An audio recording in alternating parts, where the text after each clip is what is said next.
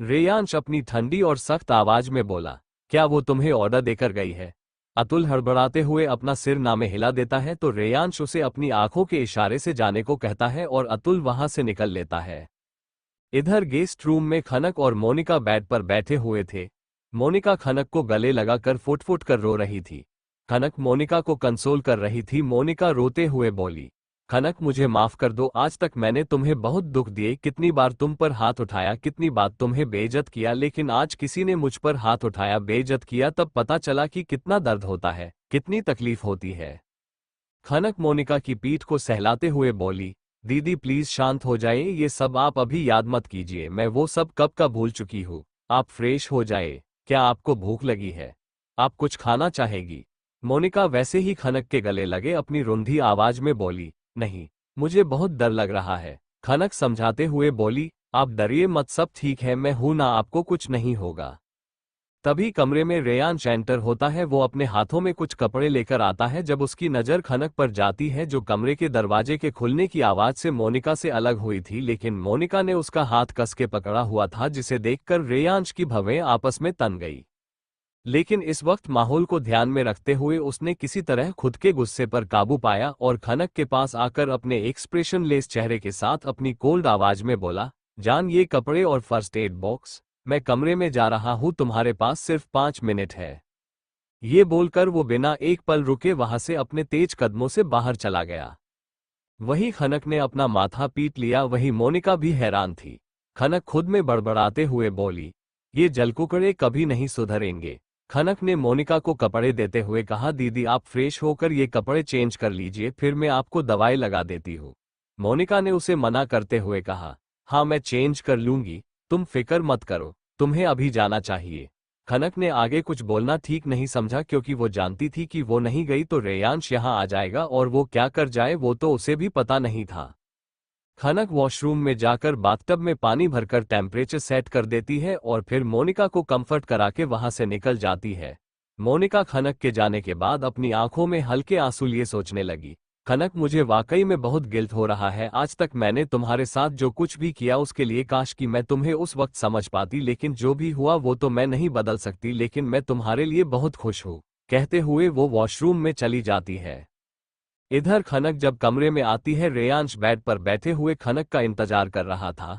जब खनक अंदर आई, रेयांश उसे अपनी आंखें छोटी करके घूरने लगा। खनक बिना कुछ रिएक्ट किए बेड पर आकर लेट गई तो रेयांश और चीड़ गया। वो खनक के पास जाकर उसके पेट पर सिर रखकर उसकी कमर को टाइटली पकड़कर आंखें बंद कर ली। खनक अपनी आंखें बंद किए हुए ही हल्का सा मुस्कुरा दी। सुबह का वक्त, खनक की जब नींद खुली तो रेयांश अभी भी उसकी कमर को टाइटली होल्ड करे उसके पेट पर अपना सिर रखे उल्टा सोया हुआ था। खनक ने धीरे से अपनी नजरें नीचे झुकाई और देखा तो रेयांश अभी गहरी नींद में था। खनक ने धीरे से उसके हाथों को पकड़कर अपनी कमर छुड़ाने की कोशिश की तो रेयांश थोड़ा सा कसमासते हुए खनक पर अपनी पकड़ और बढ़ा देता है। खनक फ्रीज हो जाती है, लेकिन थोड़ी देर बाद जब महसूस करती है कि रेयांश फिर से गहरी नींद में जा चुका है, वो फिर से किसी तरह खुद को छुड़ाने की कोशिश करती है। तभी रेयांश की नींद खुल जाती है और वो अपनी सर्द आवाज में बोला, हिलना बंद करो जान, मुझे और सोना है। खनक अपनी मीठी सी आवाज में बोली, हाँ तो मैं कहाँ मना कर रही हूँ, लेकिन मुझे तो उठने दीजिए।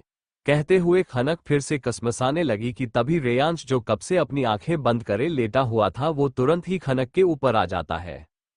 इस सडन हुए एक्शन से खनक एकदम हैरान रह गई। उसने हड़बड़ाते हुए कहा, आ आप तो सो रहे थे ना? रेयांश उसके दोनों हाथों को पकड़कर बिस्तर में दबाते हुए बोला, हाँ सो रहा था, मैंने कहा था ना हिलो मत, अब मेरा मूड चेंज हो गया। ये कहते हुए रेयांश ने खनक के होठों पर किस करने लगा। अचानक किस से खनक चौंक गई, लेकिन अगले ही पल वो होश में आई और रेयांश की खुली चेस्ट को अपने हाथों से सहलाने लगी। धीरे धीरे दोनों की ही किस पैशनेट हो गई। करीब 10 मिनट बाद रेयांश ने खनक के होठों को उसके निचले होठ को खींचते हुए छोड़ा। खनक की मुंह से हल्की सी सिसकी निकल गई। उसने रेयांश को अपनी आंखें छोटी करते हुए गुस्से में देखा तो रेयांश ने एक डेविल स्माइल पास कर दी। वो शरारत से बोला, ये रात को मेरी बात ना मानकर लेट आने की सजा थी। खनक खुद को छुड़ाने की कोशिश करते हुए बोली, दे दी सजा, अब उठिए, मुझे फ्रेश होना है। ये तो सिर्फ सजा थी, रात को जो अधूरा रह गया उसे भी तो पूरा करना है। ये कहते हुए रेयांश के चेहरे पर बड़ी सी शरारती मुस्कान थी। ये सुनकर खनक की आंखें बड़ी बड़ी हो गई। आह जान, जब भी तुम अपनी ये आंखें बड़ी बड़ी करके देखती हो मैं अपना कंट्रोल खो देता हूँ। ये कहते हुए वो खनक के गले पर एक बाइट कर लेता है, जिससे खनक के मुंह से फिर से सिसकी निकल जाती है। वो अपनी आंखें कस के बंद कर लेती है और रेयांश उसके गले और क्लीवेज पर किस और बाइट करते हुए धीरे धीरे उसके कपड़े रिमूव करने लगता है। फिर वो खनक के ऊपर से उठकर बाकी के कपड़े भी रिमूव कर देता है और अपने कपड़े भी रिमूव करके खनक के ऊपर आकर ब्लैंकेट से दोनों को कवर कर लेता है और बिना वार्निंग के ही खनक में शामिल हो जाता है, जिससे खनक के मुंह से आह निकल जाती है। आह। पूरे कमरे में खनक की सिसकियां और रेयांश की तेज सांसों की आवाजें गूंज रही थी। वही गेस्ट रूम में मोनिका अब तक उठ चुकी थी। वो बाथरूम में सिर्फ अपना मुंह धोकर बाहर आई। उसके पास कपड़े नहीं थे पहनने के लिए। उसने अभी एक नाइट सूट पहना था जो एक शर्ट और पजामा था।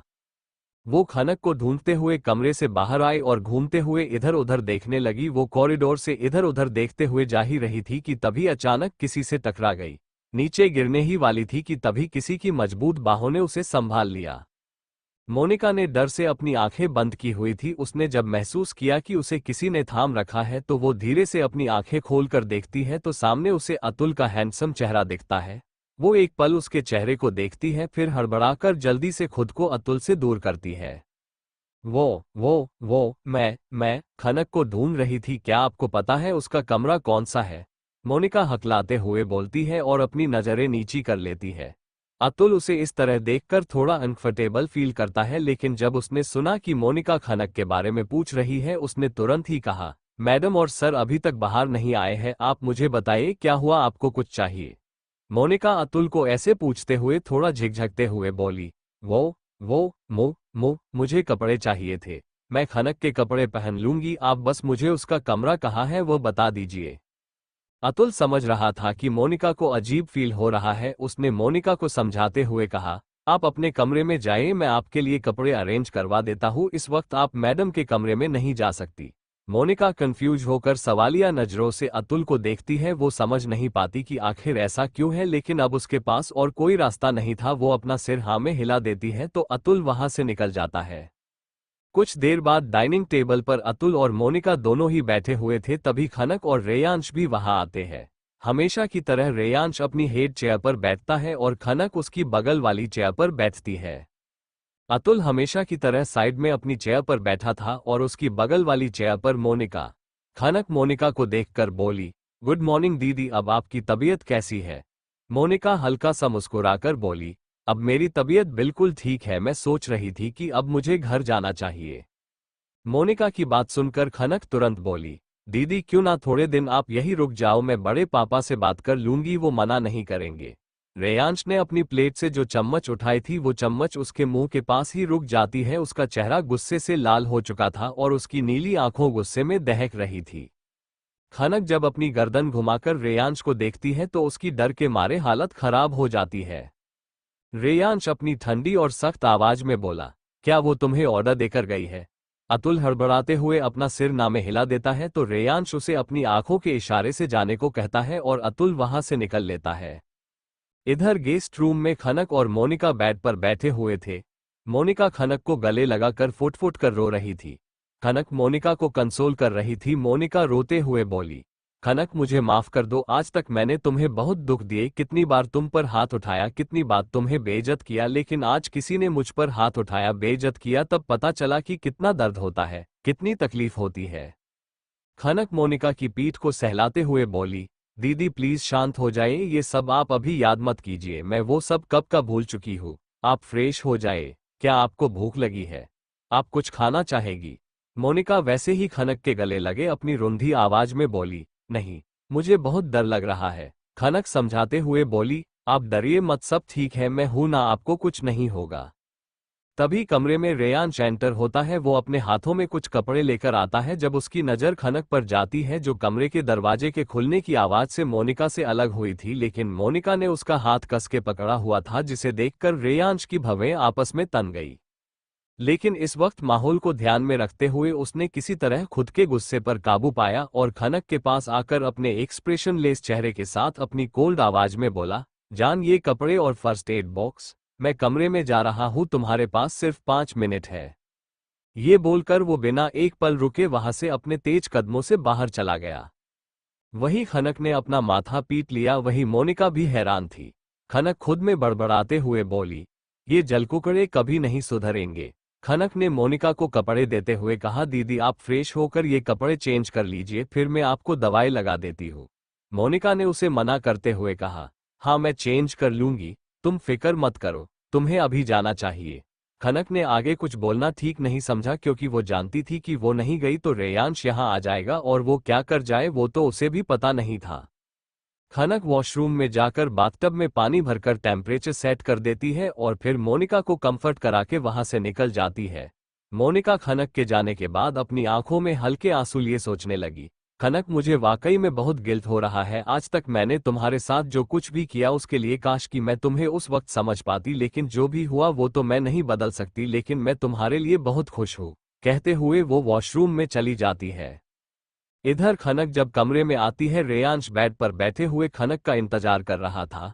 जब खनक अंदर आई, रेयांश उसे अपनी आंखें छोटी करके घूरने लगा। खनक बिना कुछ रिएक्ट किए बेड पर आकर लेट गई तो रेयांश और चीड़ गया। वो खनक के पास जाकर उसके पेट पर सिर रखकर उसकी कमर को टाइटली पकड़कर आंखें बंद कर ली। खनक अपनी आंखें बंद किए हुए ही हल्का सा मुस्कुरा दी। सुबह का वक्त, खनक की जब नींद खुली तो रेयांश अभी भी उसकी कमर को टाइटली होल्ड करे उसके पेट पर अपना सिर रखे उल्टा सोया हुआ था। खनक ने धीरे से अपनी नजरें नीचे झुकाई और देखा तो रेयांश अभी गहरी नींद में था। खनक ने धीरे से उसके हाथों को पकड़कर अपनी कमर छुड़ाने की कोशिश की तो रेयांश थोड़ा सा कसमासते हुए खनक पर अपनी पकड़ और बढ़ा देता है। खनक फ्रीज हो जाती है, लेकिन थोड़ी देर बाद जब महसूस करती है कि रेयांश फिर से गहरी नींद में जा चुका है, वो फिर से किसी तरह खुद को छुड़ाने की कोशिश करती है। तभी रेयांश की नींद खुल जाती है और वो अपनी सर्द आवाज में बोला, हिलना बंद करो जान, मुझे और सोना है। खनक अपनी मीठी सी आवाज में बोली, हाँ तो मैं कहाँ मना कर रही हूँ, लेकिन मुझे तो उठने दीजिए। कहते हुए खनक फिर से कसमसाने लगी कि तभी रेयांश जो कब से अपनी आंखें बंद करे लेटा हुआ था वो तुरंत ही खनक के ऊपर आ जाता है। इस सडन हुए एक्शन से खनक एकदम हैरान रह गई। उसने हड़बड़ाते हुए कहा, आ आप तो सो रहे थे ना। रेयांश उसके दोनों हाथों को पकड़कर बिस्तर में दबाते हुए बोला, हाँ सो रहा था, मैंने कहा था ना हिलो मत, अब मेरा मूड चेंज हो गया। ये कहते हुए रेयांश ने खनक के होठों पर किस करने लगा। अचानक किस से खनक चौंक गई, लेकिन अगले ही पल वो होश में आई और रेयांश की खुली चेस्ट को अपने हाथों से सहलाने लगी। धीरे धीरे दोनों की ही किस पैशनेट हो गई। करीब 10 मिनट बाद रेयांश ने खनक के होठों को उसके निचले होठ को खींचते हुए छोड़ा। खनक की मुंह से हल्की सी सिसकी निकल गई। उसने रेयांश को अपनी आंखें छोटी करते हुए गुस्से में देखा तो रेयांश ने एक डेविल स्माइल पास कर दी। वो शरारत से बोला, ये रात को मेरी बात ना मानकर लेट आने की सजा थी। खनक खुद को छुड़ाने की कोशिश करते हुए बोली, दे दी सजा, अब उठिए, मुझे फ्रेश होना है। ये तो सिर्फ सजा थी, रात को जो अधूरा रह गया उसे भी तो पूरा करना है। ये कहते हुए रेयांश के चेहरे पर बड़ी सी शरारती मुस्कान थी। ये सुनकर खनक की आंखें बड़ी बड़ी हो गई। आह जान, जब भी तुम अपनी ये आंखें बड़ी बड़ी करके देखती हो मैं अपना कंट्रोल खो देता हूँ। ये कहते हुए वो खनक के गले पर एक बाइट कर लेता है, जिससे खनक के मुंह से फिर से सिसकी निकल जाती है। वो अपनी आंखें कस के बंद कर लेती है और रेयांश उसके गले और क्लीवेज पर किस और बाइट करते हुए धीरे धीरे उसके कपड़े रिमूव करने लगता है। फिर वो खनक के ऊपर से उठकर बाकी के कपड़े भी रिमूव कर देता है और अपने कपड़े भी रिमूव करके खनक के ऊपर आकर ब्लैंकेट से दोनों को कवर कर लेता है और बिना वार्निंग के ही खनक में शामिल हो जाता है, जिससे खनक के मुंह से आह निकल जाती है। आह! पूरे कमरे में खनक की सिसकियां और रेयांश की तेज सांसों की आवाजें गूंज रही थी। वही गेस्ट रूम में मोनिका अब तक उठ चुकी थी। वो बाथरूम में सिर्फ अपना मुंह धोकर बाहर आई। उसके पास कपड़े नहीं थे पहनने के लिए। उसने अभी एक नाइट सूट पहना था जो एक शर्ट और पजामा था। वो खनक को ढूंढते हुए कमरे से बाहर आई और घूमते हुए इधर उधर देखने लगी। वो कॉरिडोर से इधर उधर देखते हुए जा ही रही थी कि तभी अचानक किसी से टकरा गई। नीचे गिरने ही वाली थी कि तभी किसी की मजबूत बाहों ने उसे संभाल लिया। मोनिका ने डर से अपनी आंखें बंद की हुई थी। उसने जब महसूस किया कि उसे किसी ने थाम रखा है तो वो धीरे से अपनी आंखें खोलकर देखती है तो सामने उसे अतुल का हैंडसम चेहरा दिखता है। वो एक पल उसके चेहरे को देखती है, फिर हड़बड़ाकर जल्दी से खुद को अतुल से दूर करती है। मैं खनक को ढूंढ रही थी। क्या आपको पता है उसका कमरा कौन सा है? मोनिका हकलाते हुए बोलती है और अपनी नजरें नीची कर लेती है। अतुल उसे इस तरह देखकर थोड़ा अनकंफर्टेबल फील करता है, लेकिन जब उसने सुना कि मोनिका खनक के बारे में पूछ रही है, उसने तुरंत ही कहा, मैडम और सर अभी तक बाहर नहीं आए हैं, आप मुझे बताइए क्या हुआ, आपको कुछ चाहिए? मोनिका अतुल को ऐसे पूछते हुए थोड़ा झिकझकते हुए बोली, वो मुझे कपड़े चाहिए थे। मैं खनक के कपड़े पहन लूंगी, आप बस मुझे उसका कमरा कहाँ है वो बता दीजिए। अतुल समझ रहा था कि मोनिका को अजीब फील हो रहा है। उसने मोनिका को समझाते हुए कहा, आप अपने कमरे में जाइए, मैं आपके लिए कपड़े अरेंज करवा देता हूँ, इस वक्त आप मैडम के कमरे में नहीं जा सकती।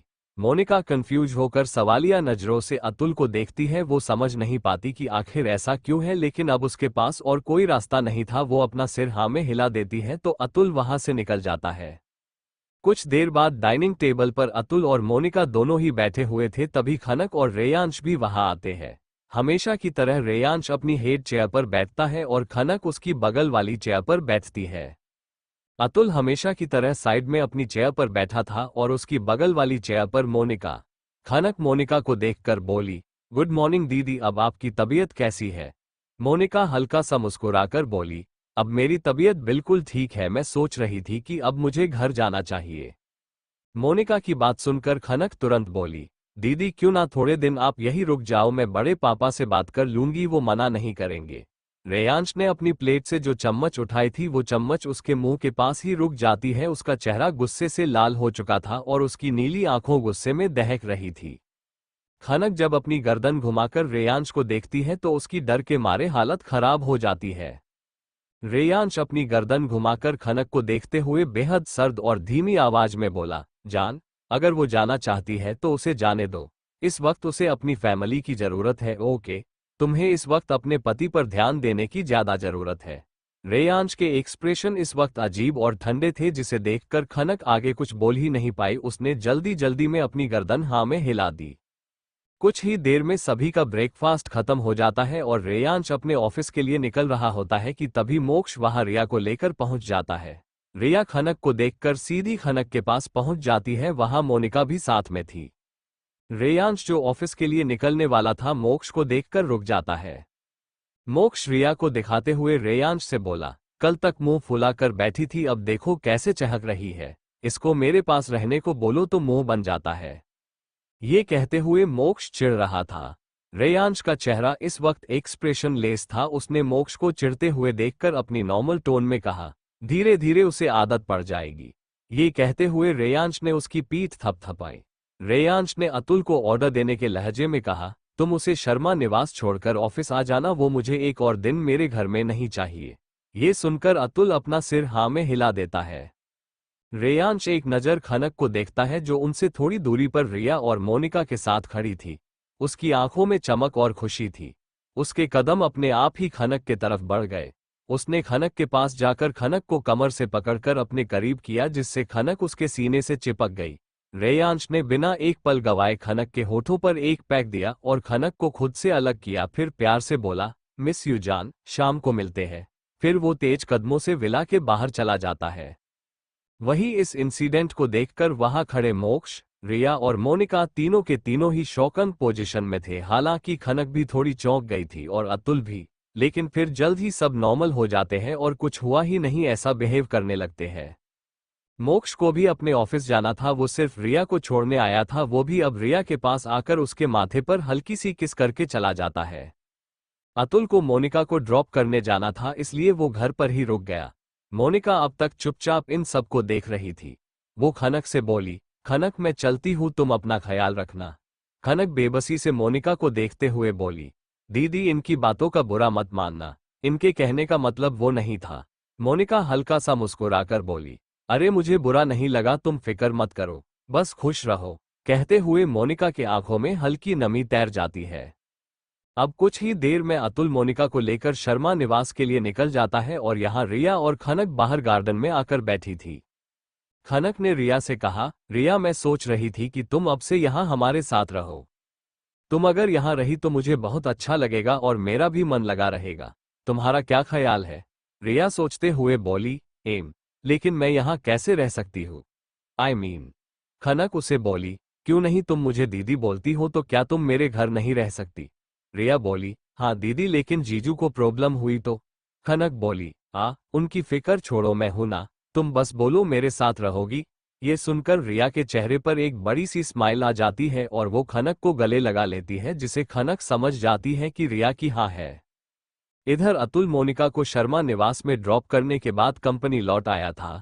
रेयांश अपने केबिन में बैठकर काम कर रहा था कि तभी केबिन का डोर नॉक होता है। रेयांश अपने लैपटॉप के कीबोर्ड पर उंगलियां चलाते हुए अपनी सख्त आवाज में बोला, कम इन। तभी केबिन का डोर ओपन होता है और अतुल रेयांश के सामने आकर खड़ा हो जाता है। रेयांश जो अपने काम में बिजी था वो बिना देखे ही समझ चुका था कि ये अतुल है। उसने अपनी नजरें बिना ऊपर किए ही अपनी कोल्ड वॉइस में कहा, क्या हुआ? अतुल ने रिस्पेक्ट के साथ कहा, बॉस अनुराग कौशिक अपने बेटे को ढूंढ रहा है, उसने उसकी मिसिंग कंप्लेन करवाई है। रेयांश की उंगलियां जो काफी स्पीड से उसके लैपटॉप के कीबोर्ड पर चल रही थी वो अचानक रुक जाती है। रेयांश अपना सिर ऊपर उठाता है और इविल स्माइल करते हुए अतुल के सामने देखता है। अतुल अपने बॉस के हर एक इशारे को बहुत अच्छे से समझता था, इसलिए वो आगे कुछ नहीं बोलता। रेयांश का चेहरा अब एक्सप्रेशन लेस हो जाता है। वो सख्त और ऑर्डर देने के लहजे में बोला, मुझे मेरी बीवी के बारे में और डिटेल में इंफॉर्मेशन चाहिए। हालांकि हमारे पास उसकी सारी इंफॉर्मेशन है, लेकिन वो ऑन पेपर इंफॉर्मेशन है, मुझे वो जानना है जो किसी को ना पता हो। तुम समझ गए ना? अतुल रिस्पेक्टफुली बोला, जी बॉस, मैं समझ गया, जल्द ही आपको इंफॉर्मेशन मिल जाएगी। रेयांश अपनी कोल्ड आवाज में बोला, you can go now. Atul अपना सिर झुकाकर वहां से निकल गया। पूरा दिन ऐसे ही सभी के अपने अपने काम में बीत जाता है। रिया सिंघानिया विला में रहने के लिए मान गई। तभी खनक ने रिया का सारा जरूरी सामान सिंघानिया विला में शिफ्ट करवा दिया था और उसके लिए कमरा भी सेट करवा दिया था। रात हो चुकी थी, तभी एक साथ दो कार्स एक दूसरे के सामने सामने सिंघानिया विला के अंदर आकर रुकी। एक कार रेयांश की थी और दूसरी कार मोक्ष की थी। दोनों ही अपनी अपनी कार से बाहर निकलते हैं और आमने सामने आकर खड़े हो जाते हैं। इस वक्त दोनों के ही चेहरे पर कोई एक्सप्रेशन नहीं थे, दोनों ही एक दूसरे के चेहरे को घूर रहे थे कि तभी अचानक ही दोनों एक दूसरे के सामने हंसने लगते हैं। फिर दोनों ही विला के अंदर आते हैं तो सामने दोनों लड़कियां लिविंग रूम में बैठी हुई नजर आती है। दोनों ही जब सामने देखती है तो रेयांश के साथ साथ मोक्ष भी आया हुआ था, जिसे देखकर दोनों ही हैरान थी। रिया मोक्ष को हैरानी से देखते हुए बोली, आप यहाँ? मोक्ष रिया को कमर से पकड़कर उसे अपने कंधे पर उठा लेता है और बोला, बेबी तुम सवाल बहुत करती हो, चलो कमरे में चलकर समझता हूँ। वही खनक भी ये देखकर हैरान थी, जो हैरानी से मोक्ष और रिया को देख रही थी। रेयांश खनक की चीन पकड़कर अपनी तरफ करता है और उसके प्यारे से कंफ्यूज चेहरे को निहारते हुए बोला, जान थोड़ा अपने पति पर भी ध्यान दिया करो। खनक अभी कंफ्यूजन में खड़ी थी तो रेयांश भी उसे अपनी बाहों में भरे अपने साथ कमरे में ले जाता है। इधर मोक्ष रिया को कमरे में लाकर दरवाजा लॉक कर देता है। वही रिया कंफ्यूजन में मोक्ष को देखती है तो मोक्ष रिया की बाजुओं को पकड़कर अपने करीब करके बोला, मैं भी तुम्हारे साथ यहीं रहने वाला हूँ। ये कहते हुए मोक्ष के चेहरे पर एक बड़ी सी मुस्कान थी। रिया अपनी आंखें छोटी करते हुए मोक्ष को देखते हुए बोली, ओह, तो ये सब आपका प्लान था है ना? एंड आई एम श्योर कि खनक दीदी को भी कुछ पता नहीं होगा है ना? मोक्ष रिया के होठों पर पैक देकर बोला, हाँ, और तुम उसकी फिक्र मत करो, रेयांश उसे समझा देगा। ओह कम ऑन बेबी, देखो मैंने हम दोनों की प्रॉब्लम सॉल्व कर दी, अब तुम कोई नखरे नहीं कर सकती, मैं तो तुम्हारे साथ ही रहने वाला हूँ।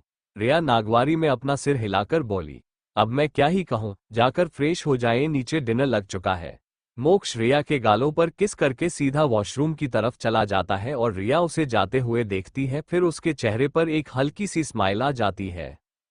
कुछ देर बाद दोनों ही कपल डाइनिंग एरिया में डाइनिंग टेबल पर बैठे हुए थे। मोक्ष रिया को बहुत प्यार से अपने हाथों से खिला रहा था। रिया मोक्ष के इस तरह करने से शर्मा रही थी, लेकिन वो मोक्ष को रोक भी नहीं पा रही थी। वही खनक का मुंह फुला हुआ था और रेयांश उसे तिरछी निगाहों से देखते हुए अपना खाना खा रहा था।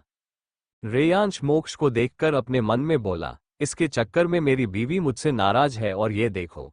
खनक अपना डिनर जल्द ही खत्म करके वहां से बिना बोले चली जाती है, जिसे देखकर रेयांश अपना सिर नामे हिला देता है। फिर वो मोक्ष को एक नजर देखकर अपनी जगह से उठकर खनक के पीछे पीछे निकल जाता है।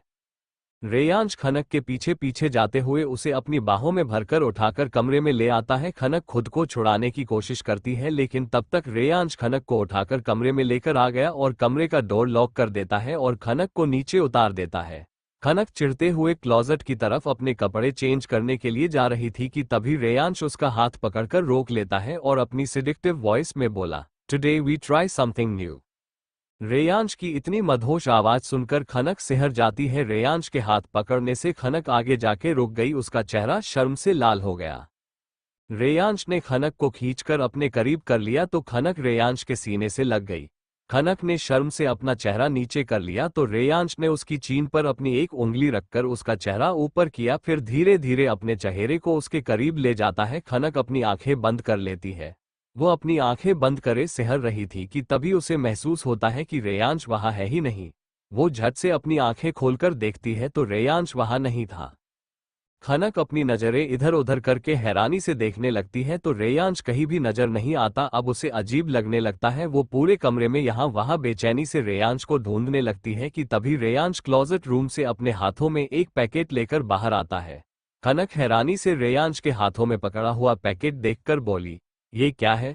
रेयांश खनक को वह पैकेट देते हुए बोला, इसे पहन कर आओ। खनक उस पैकेट को खोलकर देखती है तो हैरान हो जाती है। खनक जब पैकेट खोल कर देखती है तो उसमें से ब्लैक कलर की साटिन की वन पीस नाइटी निकलती है। यह नाइटी बहुत ही ज्यादा रिवीलिंग थी, जिसमें बॉडी लगभग ना के बराबर ढक सकती थी। खनक उस नाइटी को अपनी मुट्ठी में भरकर अपने दांत पीसते हुए गुस्से में बोली, इसे मैं पहनूं? रेयांश ने खनक के चेहरे को देखा जो अब तक शर्म से लाल था, वो अब गुस्से में लाल हो गया था। लेकिन रेयांश हार कहाँ मानने वाला था। उसने भी अब अपनी चाल चलना शुरू किया। उसने खनक के हाथों से उस नाइटी को लिया और अपना चेहरा सीरियस बना लिया। उसने खनक को इग्नोर किया और अपने आप में बोला, लगता है मेरी इस ख्वाहिश को पूरा करने के लिए मुझे किसी और को ढूंढ लेना चाहिए, क्योंकि मेरी बीवी तो पागल है, उसे अपने पति के अरमानों पर पानी फेरने का काम ही आता है। फिर वो अपने चेहरे पर थोड़ी चमक लाकर बोला, आह, 2 दिन बाद मैं रशिया जा रहा हूँ।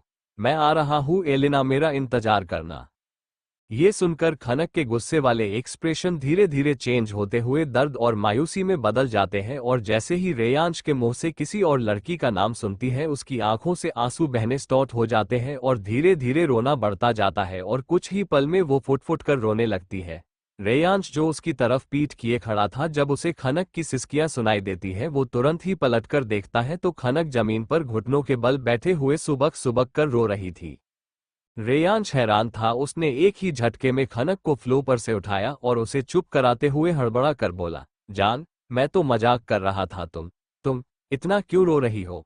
मैं तो सिर्फ इसलिए बोल रहा था कि तुम नाइटी पहन लो। ठीक है, अगर तुम्हें नहीं पसंद तो मैं इसे फेंक देता हूँ, बस तुम चुप हो जाओ। खनक सुबकते हुए खुद को रेयांश के हाथों से छुड़ाकर वो नाइटी अपने हाथों में ले लेती है और क्लोजेट रूम की तरफ जाने लगती है। रेयांश उसका हाथ पकड़कर उसे रोक लेता है। वो खनक को फिक्र भरे लहजे में बोला, रहने दो जान, मुझे तुम ठीक नहीं लग रही। हुआ क्या? मैं तो बस मजाक कर रहा था। खनक अपने हाथों को छुड़ाते हुए अपनी रोनी आवाज में बोली, आपने मुझे हर्ट किया। आपकी जुबान पर किसी और लड़की का नाम आया, इसलिए ना क्योंकि मैं आपका ठीक से ख्याल नहीं रखती, आपके अरमानों को नहीं समझ पाती, पर ऐसा नहीं है कि मैं समझना नहीं चाहती। ये बोलते हुए खनक काफी सीरियस लग रही थी। रेयांश हैरान था। उसने खनक का ऐसा बिहेवियर एक्सपेक्ट नहीं किया था। उसे तो लगा था कि खनक गुस्सा करेगी, उससे शिकायत करेगी, उसे धमकी देगी, लेकिन उससे उलट खनक इमोशनल हो गई थी, रोने लगी थी। और अगले ही पल रेयांश की हैरानी और बढ़ गई क्योंकि खनक ने क्लोजेट रूम में जाने के बजाय वही रेयांश के सामने ही अपनी साड़ी खोल दी थी और अब वो अपने ब्लाउज के हुक्स को खोल रही थी। इस वक्त खनक के चेहरे पर किसी तरह के एक्सप्रेशन नहीं थे सिवाय दर्द और रेयांश को खो देने का डर के। रेयांश ने अपने हाथों से उसके हाथों को पकड़कर उसे रोक लिया और एक ही झटके में उसे अपने सीने से लगा लिया। खनक की आंखों में अभी भी नमी थी। रेयांश के गले लगाते ही उसने भी रेयांश की कमर पर अपने नन्हे नन्हे हाथों को कस के लपेट लिया। अभी भी उसकी सिसकियां कम नहीं हुई थी। तभी एक मीठी सी आवाज रेयांश के कानों में गूंजती है, सॉन्ग टाइटल, अगर तुम ना होते। लिरिक्स मूवी अगर तुम ना होते। सिंगर्स किशोर कुमार, लता मंगेशकर। हमें और जीने की चाहत न होती। हमें और जीने की चाहत न होती अगर तुम ना होते, अगर तुम ना होते।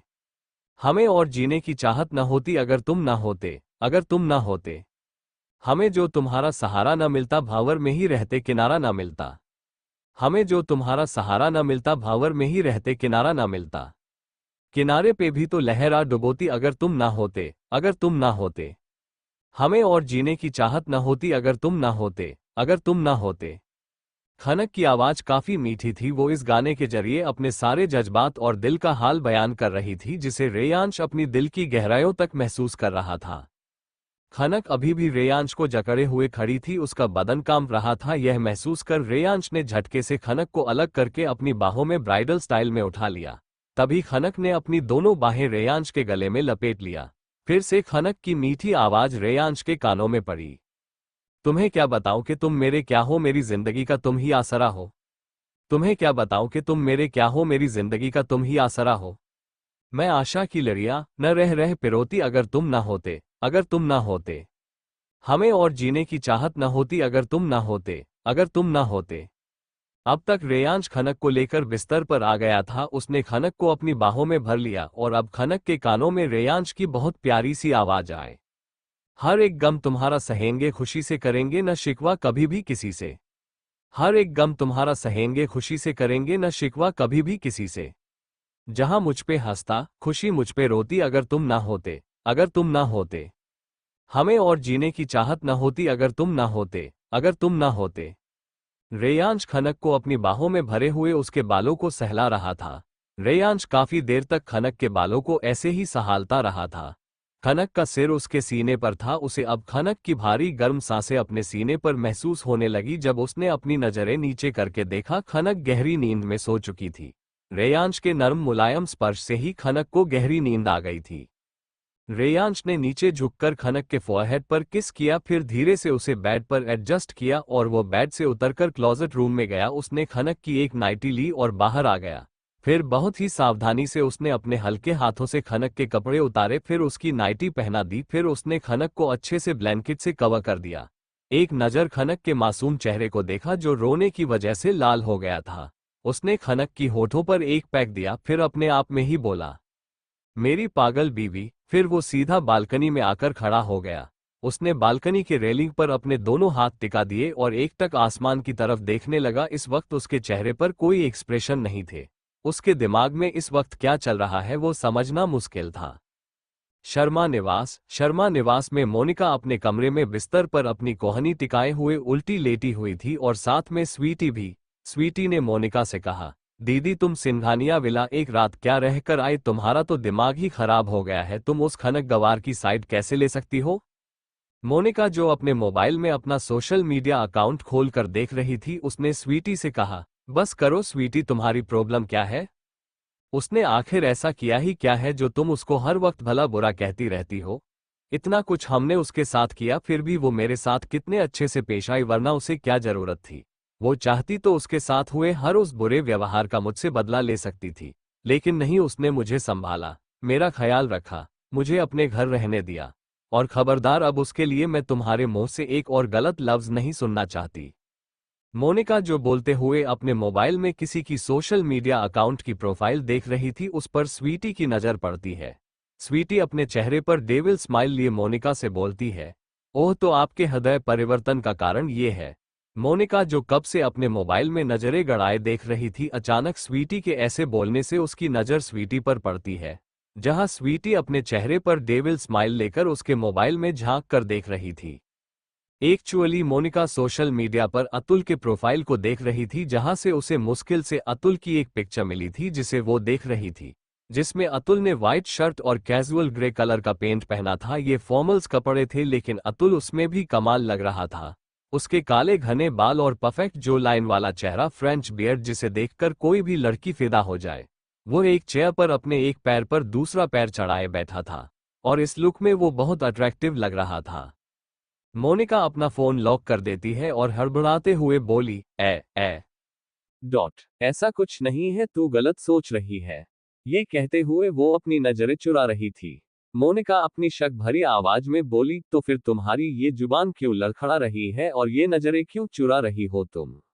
मोनिका स्वीटी को डांटते हुए बोली, तू अपना देख, मेरे मामले में तुझे टांग अड़ाने की जरूरत नहीं है और वजह ये नहीं है, मुझे अब सच में खनक से कोई प्रॉब्लम नहीं है। वो अच्छी लड़की है और तभी उसकी किस्मत में इतना प्यार करने वाला पति मिला। अगर तू वहां होती तो तुझे पता चलता कि जीजू खनक से कितना प्यार करते हैं। स्वीटी अपनी जलन में बोली, मुझे कुछ नहीं देखना। वैसे भी उस गवार को जो मिला है वो कब तक संभाल पाए पता नहीं। मुझे नींद आ रही है, मैं सो रही हूँ, अब तुम भी सो जाओ, क्योंकि जिसके सपने तुम देख रही हो ना देखना, तुम्हारी वो गवार बहन ही तुम्हारे सारे सपने चूर चूर कर देगी, तब मेरे पास आओगी रोते हुए। कहते हुए स्वीटी अपनी साइड जाकर ब्लैंकेट ओढ़कर सो जाती है। मोनिका, जो कब से स्वीटी की बकवास सुन रही थी, उसने भी अपना मोबाइल अपने सिरहाने रखा और अपना ब्लैंकेट खींचकर खुद को कवर करके सो गई। सिंघानिया विला। वही सिंघानिया विला में मोक्ष और रिया के कमरे का हाल अलग ही था। बहुत ही बेदर्दी से फटे हुए कपड़े फ्लो पर जगह जगह पड़े हुए थे। कमरे में येलो कलर की डिम लाइट जल रही थी और कमरे में रिया की तेज सिसकियों की आवाजें आ रही थी, साथ में मोक्ष की तेज भारी सांसों की आवाजें गूंज रही थी। रिया, जो काफी देर से मोक्ष के पैशनेट बिहेवियर को बर्दाश्त कर रही थी, वो आह भरते हुए बोली, ah Moksh, I am tired, I want to sleep now. Moksh अपनी बढ़ती हुई सांसों के साथ बोला, जस्ट अ लिटिल वाइल, और यह सुनकर रिया ने अपना सिर नामे हिला दिया। मोक्ष ने रिया के होठों को अपने मुंह में भर लिया और काफी सॉफ्ट तरीके से स्मूच करते हुए अपनी स्पीड बढ़ा दी। करीब 10 मिनट बाद मोक्ष शांत हो गया और रिया के ऊपर से उठकर साइड में लेट गया। मोक्ष के छोड़ते ही रिया, जो बहुत ज्यादा थकी हुई थी, नींद की आगोश में चली गई। 5 मिनट बाद मोक्ष अपनी जगह से उठा और वॉशरूम में चला गया। थोड़ी देर में एक गीला टॉवल लेकर आया और रिया को अच्छे से साफ करके अपना शर्ट पहना दिया। फिर वो जाकर रिया की साइड में आकर लेट गया। रिया को अपनी बाहों में भरे उसने अपनी आंखें बंद कर ली। आजकल मोक्ष काफी सुकून की नींद सोता था। थोड़ी ही देर में वह गहरी नींद में सो गया। सुबह का वक्त। सुबह रेयांश और खनक के कमरे में जब खनक की नींद खुली तो उसने खुद को बेड पर अकेला पाया। खनक अपनी नजरें चारों तरफ घुमाने लगी, फिर एक नजर खुद पर डालती है तो उसके कपड़े चेंज किए हुए थे। उसे याद था कि उसने रात में चेंज नहीं किया था। खनक समझ गई कि उसके कपड़े रेयांश ने ही चेंज किए होंगे। अब उसने बेड पर बैठे ही अपनी आंखें बंद करके अंगड़ाई ली कि तभी अचानक उसे याद आया कि रेयांश ने उसे कल रात को रशिया जाने को बोला था। वो जल्दी जल्दी से बेड पर से उठी और अपने सिर पर एक हाथ रख लिया। वो खुद में ही बड़बड़ाने लगी, नहीं नहीं नहीं, वो आज नहीं जा सकते। उन्होंने तो बोला था वो 2 दिन बाद जाने वाले हैं। वो ऐसे मुझे बिना बताए नहीं जा सकते। ऐसे ही खुद में बड़बड़ाते हुए वो बाथरूम, क्लोसेट रूम, बालकनी, सभी जगह घूमते हुए रेयांश को ढूंढने लगी, लेकिन रेयांश उसे कहीं नहीं मिला। अब वो बेचैनी से भागते हुए रेयांश के प्राइवेट जिम एरिया की तरफ गई। वो एक कमरे में दाखिल हुई जिसमें एक्सरसाइज करने के सभी टाइप के बहुत ही एक्सपेंसिव इक्विपमेंट मौजूद थे। ये पूरा कमरा बहुत ही बड़ा था। खनक धीरे धीरे अंदर की तरफ बढ़ रही थी। वो जब अंदर की तरफ जाती है तो सामने ट्रेडमिल पर रेयांश काफी तेजी से भाग रहा था। उसने स्लीवलेस सैंडो टी शर्ट और कार्गो ट्रैक पहना था। पैरों में स्पोर्ट शूज पहने हुए थे। उसके बाल बिखरे हुए थे और माथे पर हल्की पसीने की बूंदें थी। स्लीवलेस टी शर्ट की वजह से उसके बाइसेप्स और ट्राइसेप्स पूरी तरह दिख रहे थे। उसके एट पैक्स एब्स वाली बॉडी काफी हद तक दिख रही थी। उसके उभरे हुए मसल्स पर नशे पूरी तरह तनी हुई थी और भागने की वजह से तेज सांसें चल रही थी, जिससे उसका ब्रॉड सीना ऊपर नीचे हो रहा था। इस वक्त वो दिखने में इतना हॉट और हैंडसम लग रहा था कि अगर कोई लड़की उसे इस तरह देखती तो अपनी एक ही नज़र में उसकी कायल हो जाती। खनक वही थम जाती है, उसकी तो जैसे सांस ही अटक जाती है। खनक एकटक बस रेयांश को देखती रहती है। रेयांश, जो कब से रनिंग में बिजी था, उसे अपने आप पर किसी की नजरों की तपिश महसूस होती है। वो ऐसे ही भागते हुए अपनी तिरछी नजर से देखता है तो खनक उसे बिना पलके झपकाए देख रही थी। खनक को इस तरह खुद को निहारते देखकर रेयांश के चेहरे पर एक मीठी सी मुस्कान आ जाती है। खनक, जो कब से एकटक रेयांश को निहार रही थी, उसके दिमाग में अचानक बहुत सारे ख्याल घेरा डालने लगते हैं। वो खुद में ही सोचने लगती है, खनक, अगर तू इनकी जिंदगी में नहीं भी रही तब भी ये अकेले नहीं पड़ेंगे। जरा देख इन्हें, इन्होंने किसी लड़की को अगर एक इशारा भी कर दिया तो कोई भी लड़की अपना सब कुछ छोड़कर इनके पास चली आएगी। इनके पास किसी भी चीज की कहाँ कमी है, सब कुछ है इनके पास, पैसा, पावर, शोहरत और साथ साथ खूबसूरती भी। अगर तूने इन्हें छोड़ दिया तो इन पर कोई खास असर नहीं होगा, लेकिन अगर इन्होंने ने तुझे छोड़ दिया तो इससे आगे वो कुछ भी नहीं सोच पाई। बस उसका पूरा बदन ये सोचकर सिहर गया। उसके चेहरे पर अब तक जो चमक थी वो कम हो गई और अचानक मायूसी छा गई। उसने अपनी नजरें फेर ली और पलट गई। उसने बाहर जाने के लिए अपने कदम बढ़ाए ही थे कि तभी रेयांश ने जल्दी से आकर खनक को अपनी बाहों में भर लिया। खनक के बदलते हुए एक्सप्रेशन को जब रेयांश ने देखा तो वो जल्दी से भागते हुए आया और खनक को पीछे से ही पकड़कर अपनी बाहों में भर लिया और अपनी प्यार भरी सिडिक्टिव वॉइस में बोला, क्या हुआ जान? इतने हॉट पति को इग्नोर करके कहाँ जा रही थी? खनक रेयांश की सिडिक्टिव वॉइस को सुनकर सिहर गई। वो जल्दी से पलट गई और रेयांश के सीने से लग गई। रेयांश के चेहरे पर मीठी सी मुस्कान आ गई। उसने खनक को अपनी बाहों में टाइटली जकड़ लिया। खनक खामोशी से अपनी आंखें बंद करे बस यूं ही रेयांश के सीने से लगी रही। रेयांश ने कुछ देर बाद खनक को धीरे से अपने सीने से अलग किया, फिर उसे अपनी बाहों में ब्राइडल स्टाइल में उठाकर बाहर की तरफ बढ़ गया। वो खनक को लेकर कमरे में आया और सीधा बाथरूम में चला गया। रेयांश खनक को अपने सीने से लगाए हल्के गर्म पानी से भरे बाथटब में बैठा हुआ था। खनक उसकी गोद में उसके सीने पर अपना छोटा सा सिर टिकाए आराम से बैठी थी। इस वक्त दोनों के ही बदन पर एक भी कपड़ा नहीं था। रेयांश अपनी आंखें बंद करे खनक के पीठ को हल्के हाथों से सहला रहा था। तभी खनक अपनी मीठी सी आवाज में बोली, हब्बी आपने मुझसे ही शादी क्यों की? रेयांश जो कब से अपनी आंखें बंद करे खनक के एहसासों में डूबा हुआ था, उसने तुरंत ही अपनी आंखें खोली और खनक को अपने सीने से थोड़ा हल्का सा अलग किया और उसके सामने देखते हुए बोला, जान तुम्हारे दिमाग में ऐसे सवाल आते कैसे हैं?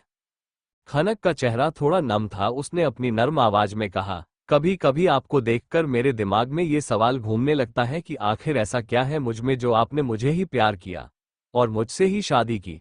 रेयांश को एक पल के लिए गुस्सा तो आया था, लेकिन खनक का मासूम सा चेहरा देखकर उसका दिल पिघल गया। उसने बहुत प्यार से खनक को कहा, प्यार करने की कोई वजह नहीं होती जान। अगर प्यार की कोई वजह हो तो वो वजह खत्म होते ही प्यार भी खत्म हो जाता है। मुझे तुमसे प्यार है, बेइंतहा प्यार जिसकी कोई वजह नहीं है, बस है, और वो कभी खत्म नहीं होगा। ये कहते हुए रेयांश ने खनक के नर्म मुलायम होठों पर अपने सख्त होठ रख दिए और बहुत ही सॉफ्ट तरीके से किस करने लगा। जब उसे महसूस हुआ कि खनक किस में उसका साथ नहीं दे रही तो रेयांश ने उसके होठों को छोड़ा और उसे देखने लगा। खनक के चेहरे पर कोई एक्सप्रेशन नहीं थे, अभी भी उसके दिमाग में जैसे कई सवाल थे। रेयांश ने उसके छोटे से चेहरे को अपने दोनों हाथों में भरा और अपने करीब करते हुए बोला, क्या हुआ जान, तुम क्यों इतनी कंफ्यूज और परेशान हो? बताओ मुझे आखिर प्रॉब्लम क्या है? क्या तुम्हें मुझ पर भरोसा नहीं है? खनक ने अपना सिर नामे हिलाकर कहा, ऐसा कुछ नहीं है, मुझे बस डर लगता है किसी दिन किसी खूबसूरत लड़की ने आपका दिल जीत लिया तो मैं क्या करूंगी? ऊपर से मैंने बहुत सारी गलतियां भी की है। मैंने भागने की भी कोशिश की थी। ये अलग बात है कि आपने मुझे ढूंढ लिया और मुझे वापस ले आए। आप मुझे ढूंढने नहीं भी आते तो क्या हो जाता, आपकी लाइफ में ज्यादा कोई फर्क नहीं पड़ता क्योंकि कि आपको तो सब चाहते हैं। मुझसे भी बेहतर लड़की आपकी लाइफ में आ जाती। वैसे भी मेरे होते हुए भी कई लड़कियां अभी भी आप पर मरती है, जैसे नित्या और शनाया। मैं तो अभी बस 2 को जानती हूँ, लेकिन और भी कई होंगी। ये कहते हुए खनक की आंखों में आंसू बहने लगे थे और यह सुनकर रेयांश हैरान था। उसे तो यकीन ही नहीं हो रहा था कि खनक क्या क्या सोचती रहती है। उसने खनक की दोनों बाजुओं को कसकर पकड़ा और गुस्से में अपने दांत पीसते हुए बोला, क्या तुम्हें मेरा प्यार इतना कमजोर लगता है कि पल भर में खत्म हो जाए? तुम्हें लगता है कि मैं तुम्हारी जगह किसी को दे भी सकता हूँ? अरे मैंने तुमसे तब प्यार किया था जब मुझे खुद प्यार का मतलब भी नहीं पता था। मैं तुम्हें समझा समझा कर थक चुका हूं कि मेरी लाइफ में तुमसे पहले कोई नहीं थी और ना ही तुम्हारे बाद कोई आएगी, लेकिन तुम्हें समझना ही नहीं है। इनफ इज इनफ, अब बहुत हुआ, मैं तुम्हें अब कुछ भी समझाना नहीं चाहता। कहते हुए रेयांश ने खनक को अपनी गोद से उतारकर बाथटब में बैठा दिया और वो बाथटब से निकलकर अपनी कमर पर एक टॉवल लपेटकर बाहर निकल गया। खनक गुस्से में जाते हुए रेयांश को दिखती रही। उसकी आंखें नम हो गई। वो खुद में ही सिको कर बैठ गई।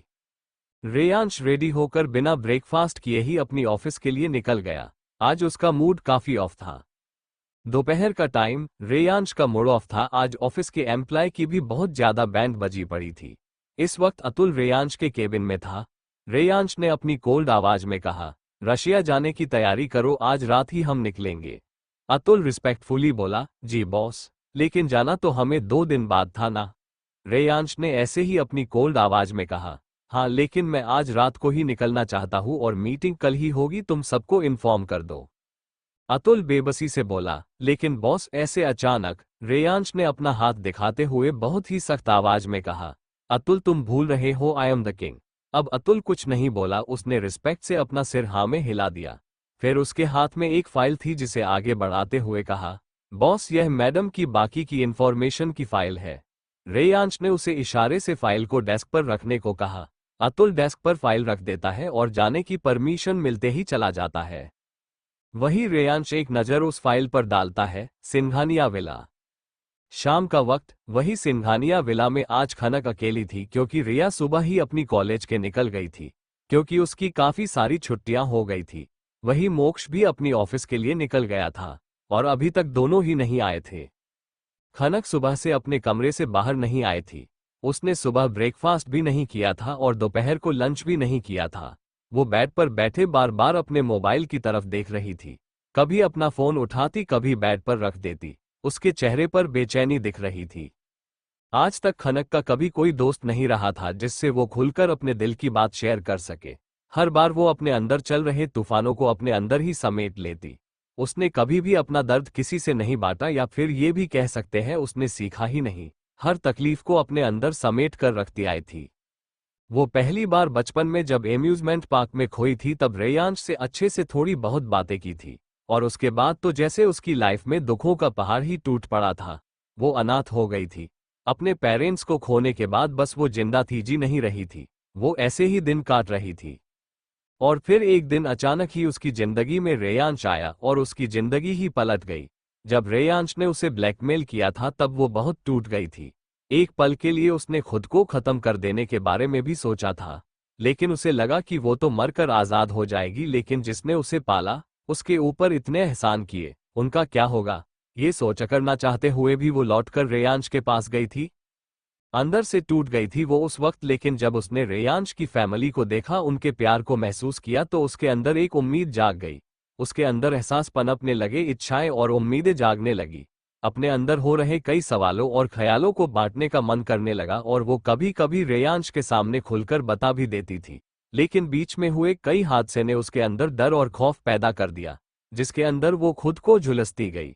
आजकल उसके अंदर एक साथ कई तरह के सवाल और ख्याल पैदा हो जाते थे जिससे वो खुद भी लड़ नहीं पा रही थी।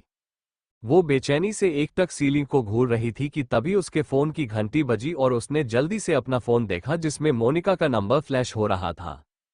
फोन की घंटी से एक पल को उसके चेहरे पर खुशी की लहर दौड़ गई थी। वो अचानक ही चली गई।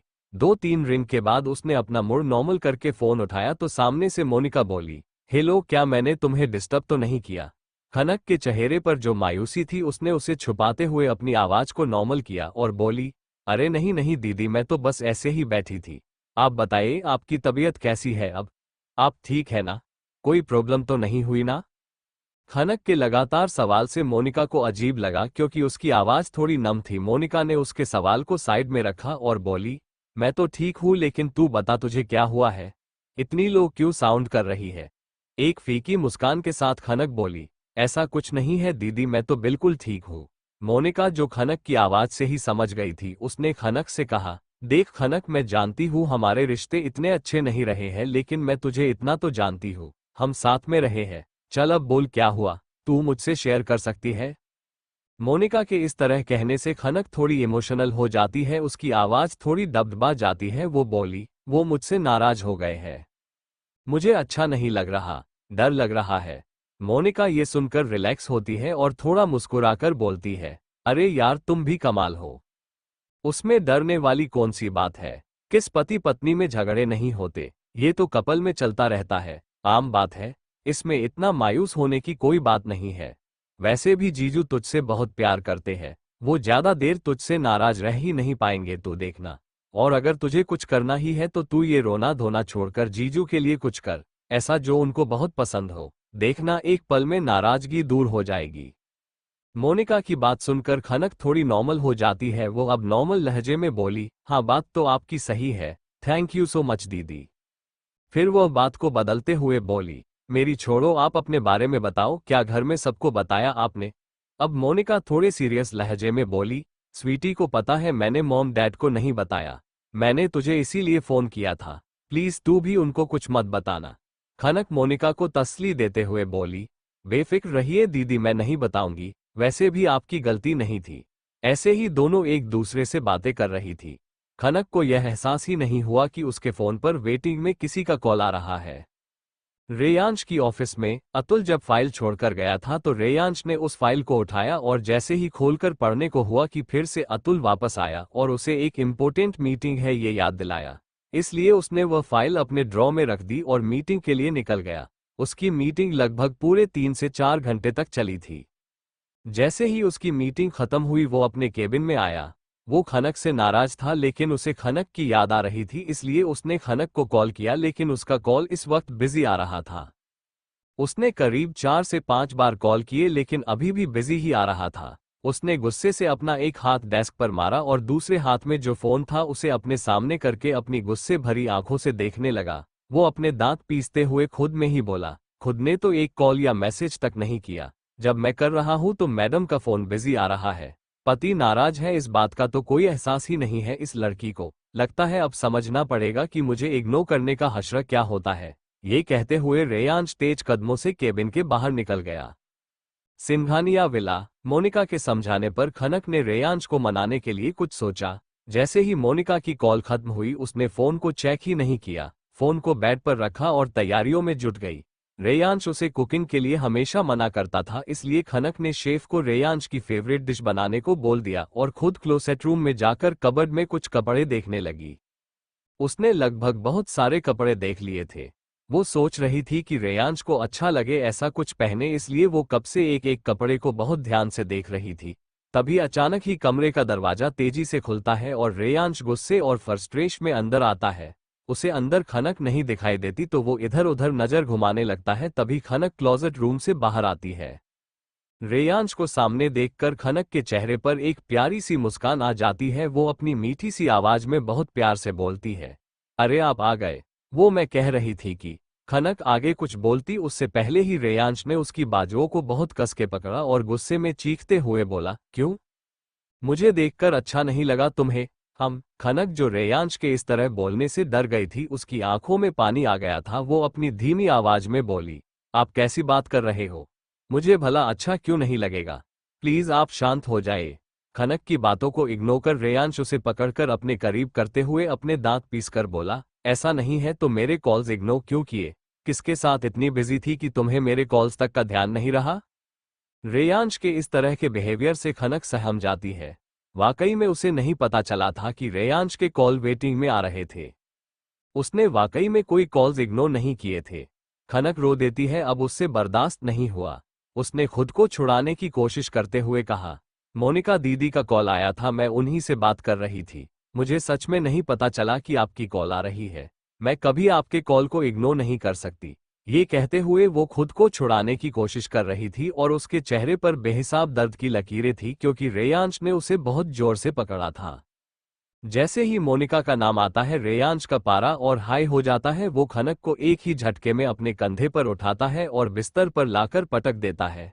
बिस्तर नरम था जिसकी वजह से खनक को चोट तो नहीं आती, लेकिन खनक कुछ इंच उछल जाती है जिसकी वजह से उसकी कमर हल्की सी लचक जाती है और उसके मुंह से आह निकल जाती है। आह! रेयांश बिना एक पल गवाए अपना ब्लेजर उतारकर फेंक देता है और अपनी टाई ढीली कर करके उसे भी निकल देता है। खनक बिस्तर पर खुद को पीछे की तरफ घसीटे हुए ले जाती है और रेयांश को समझाने की कोशिश करती है, लेकिन इस वक्त रेयांश का गुस्सा हाई लेवल पर था। उसने खनक की एक नहीं सुनी और खनक का एक पैर पकड़कर उसे अपनी तरफ खींच लिया और उसके ऊपर आ गया। उसने खनक के दोनों हाथों को पकड़कर बिस्तर पर दबा दिया और गुस्से में अपने दांत पीसते हुए कहा, वो लड़की जिसने तुम्हें आज तक दर्द के अलावा कुछ नहीं दिया, उसके लिए तुम्हें हमदर्दी होती है। उसकी 4 मीठी बातों से तुम्हें उस पर भरोसा हो जाता है, लेकिन तुम्हें मुझ पर कभी भरोसा नहीं होता। अपने ही पति पर तुम शक करती हो, जबकि 1000 बार मैंने तुम्हें कहा कि मैं तुमसे प्यार करता हूँ, नहीं जी सकता तुम्हारे बिना, लेकिन नहीं।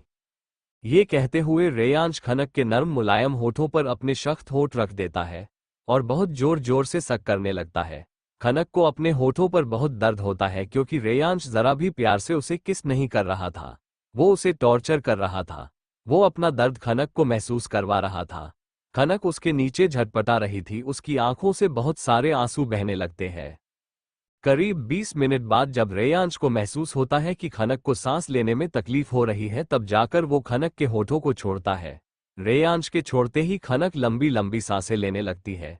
रेयांश अपनी बढ़ती सांसों को कंट्रोल करते हुए खनक के ऊपर से उठा और बोला, मैं आज ही रशिया जा रहा हूं, कुछ वक्त अकेले ही रहो, तब जाकर तुम्हारा दिमाग ठिकाने पर आएगा। ये कहकर वो वॉशरूम में चला गया। वही खनक बेड पर लेटे हुए ही फुट फुट कर रोने लगी। करीब 20 मिनट बाद रेयांश वॉशरूम से बाहर आया और उसने बेड पर नजर घुमाई तो वहां खनक नहीं थी। ये देखकर उसका चेहरा गुस्से से भर गया। वो क्लोजेट रूम की तरफ जाते हुए खुद में ही अपने दांत पीसते हुए गुस्से में बोला, इस लड़की को क्या ही फर्क पड़ने वाला है अगर मैं चला भी गया, इसे तो मुझसे दूर रहने के बहाने ही चाहिए। वो अपने आप में ही शिकायतें करते हुए रेडी हो रहा था। वो पूरी तरह से तैयार होकर बाहर आया। अभी भी खनक कमरे में नहीं आई थी। उसने बोल तो दिया था कि वो आज ही जा रहा है, लेकिन अब खनक से दूर होने के एहसास से उसके दिल में बेचैनी बढ़ रही थी। उसे लगा कि खनक उसे इग्नोर कर रही है। वो ऐसा कैसे कर सकती है? रेयांश को इस वक्त गुस्सा तो आ रहा था, लेकिन अपने दिल में तकलीफ भी बहुत हो रही थी। वो इस वक्त नाइट स्टैंड पर रखी उसकी और खनक की तस्वीर को देख रहा था। इस तस्वीर में उसने खनक को पीछे से हग किया हुआ था और खनक उसे अपना सिर ऊपर करके देख रही थी, वही वो अपना सिर नीचे किए हुए खनक की आंखों में देख रहा था। ये पोज बहुत ही रोमांटिक था। वो अभी देख ही रहा था कि तभी एक आवाज आए, सुनिए, आप कितने बजे निकल रहे हैं?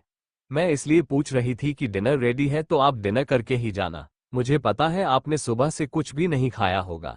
खनक ये बोलते हुए बेड पर बिखरे पड़े पिलोज को सेट कर रही थी। इस वक्त खनक नॉर्मल लग रही थी। बेड ठीक करने के बाद वो रेयांश के सामने देखकर नॉर्मल टोन में बोली, आपकी पैकिंग भी तो करनी होगी ना, आप बस मुझे बता देना कि क्या क्या ले जाना है। खनक का बिहेवियर इतना नॉर्मल देखकर रेयांश हैरान था। वो खनक को ऐसे देख रहा था जैसे किसी अजूबे को देखा रहा हो। अभी अभी तो उन दोनों के बीच लड़ाई हुई थी और रेयांश ने उस पर गुस्सा किया था, लेकिन इस बात का उस पर अभी कोई असर नजर नहीं आ रहा था। रेयांश जो कब से खनक को अपनी बाहों में भरने के लिए तड़प रहा था, वो बिना एक पल गवाए खनक के पास आया और उसके गले लग गया। खनक जो कब से खड़ी खड़ी बोल रही थी, रेयांश के गले लगते ही वो चुप हो गई।